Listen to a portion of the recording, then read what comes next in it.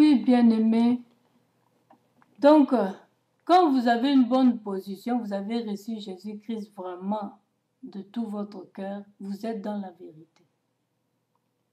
Et c'est comme ça, c'est ces gens-là que Dieu veut, c'est ces gens d'adorateurs que Dieu veut, qui ont leurs deux pieds en Jésus et qui ont l'Esprit de Dieu en eux, qui se manifeste.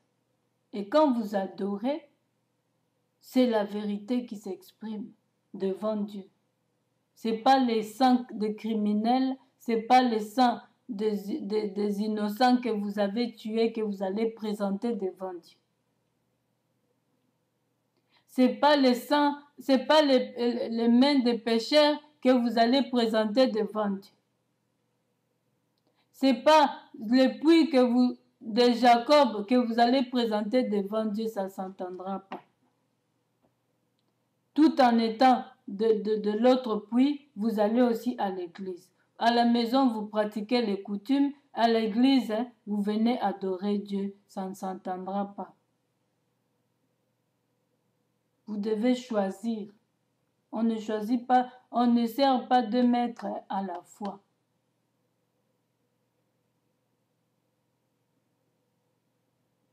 Ou vous abandonnez les coutumes, vos origines,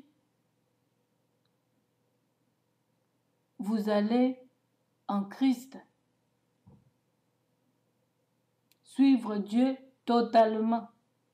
Vous abandonnez en lui.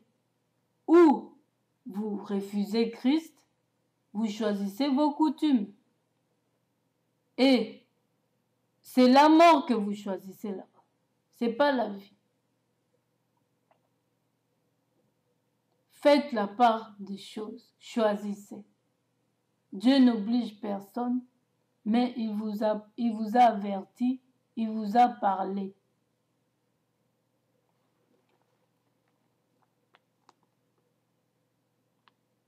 La femme lui dit, je sais que le Messie doit venir. C'est lui qu'on appelle Christ. Quand il sera venu, il nous annoncera toutes choses. Donc la femme savait à partir des prophéties que je venais de vous dire, un prophète peut prophétiser, mais ça peut prendre du temps pour que ça se réalise. Donc la femme savait déjà de la venue d'un Messie. Alors, elle lui en parle, elle en parle maintenant à Jésus. Je sais que le Messie doit venir, c'est lui qu'on appelle Christ. Quand il sera venu, il nous annoncera toutes choses. Donc, il annoncera toutes choses. C'est ce qu'il continue à annoncer jusqu'à nos jours. Ce que je fais là, il annonce. N'attendez pas qu'il descende. Il est déjà descendu, il est déjà au Congo, on le connaît, on le sert, et c'est pourquoi il se manifeste de plusieurs manières. Jésus lui dit, je le suis moi qui te parle.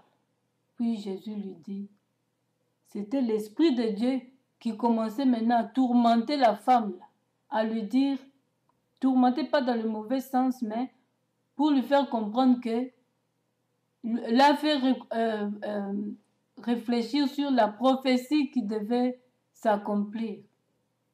Parce que quand Jésus était devant lui, il a son esprit qui agissait dans la femme.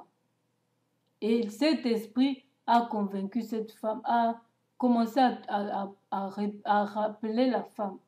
Tu te souviens de cette prophétie? Il y a un qui devait arriver.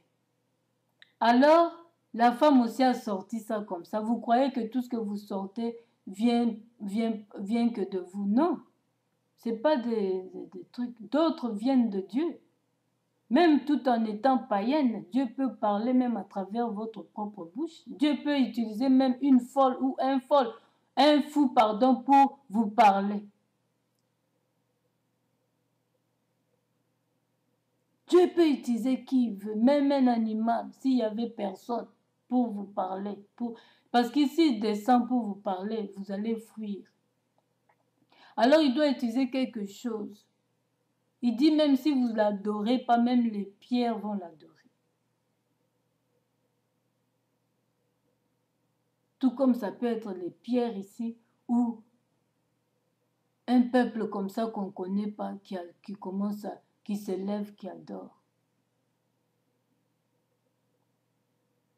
Parce que vous ne voulez pas adorer. Vous ne voulez pas servir Dieu. Dieu suscite là-bas une autre personne qui commence à servir. Vous commencez maintenant à critiquer la personne. Mais c'est zéro. C'est zéro. Parce que c'est la résurrection du corps de la personne. La personne a reçu Christ. Et chez vous, c'est zéro.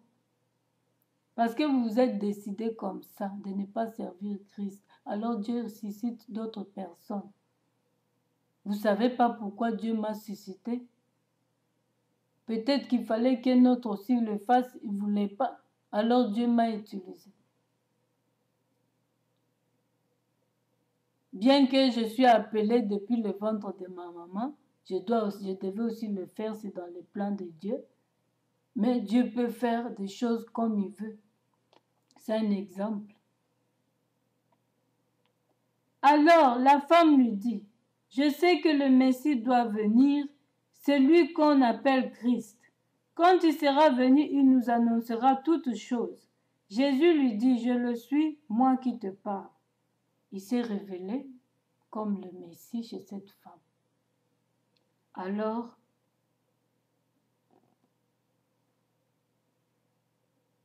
cette femme était devenue aussi, elle, évangéliste. Elle est allée évangéliser la parole de Dieu. Venez voir, venez, cet homme m'a parlé. Elle est allée aussi là-bas, aux coutumes, à ses origines, à ses sources. Venez, parce que vous ne pouvez pas aller à Jérusalem parce que là-bas, ils connaissent déjà Jésus. Il faut aller là où personne ne connaît ce Dieu que vous avez rencontré.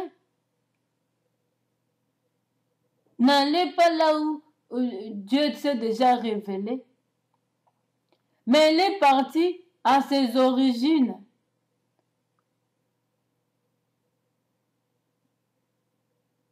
À ces mêmes clans qui utilisaient les coutumes et tout cela.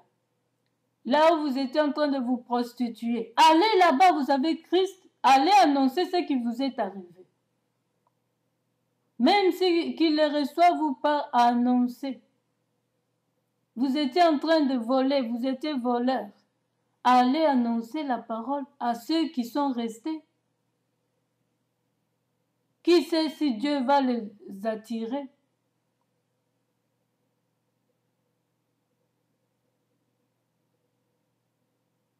Et quand un vrai évangéliste vous évangélise, vous recevez la grâce de Dieu.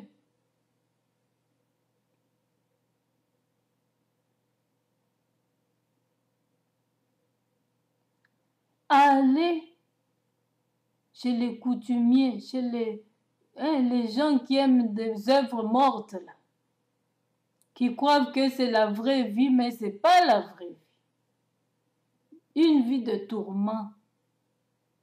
Alors allez prêcher là-bas. Si on vous invite aussi à Jérusalem dans des églises,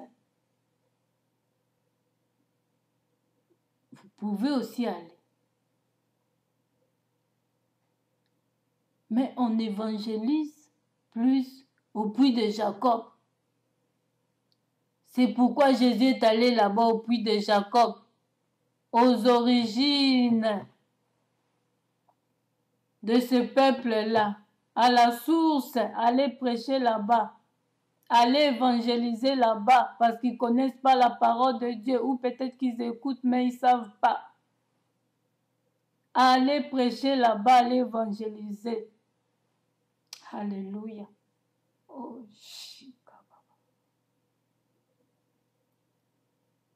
voilà, bien-aimé, c'est que le Seigneur avait pour annoncer, pour donner à son peuple. Que Dieu vous bénisse. Amen.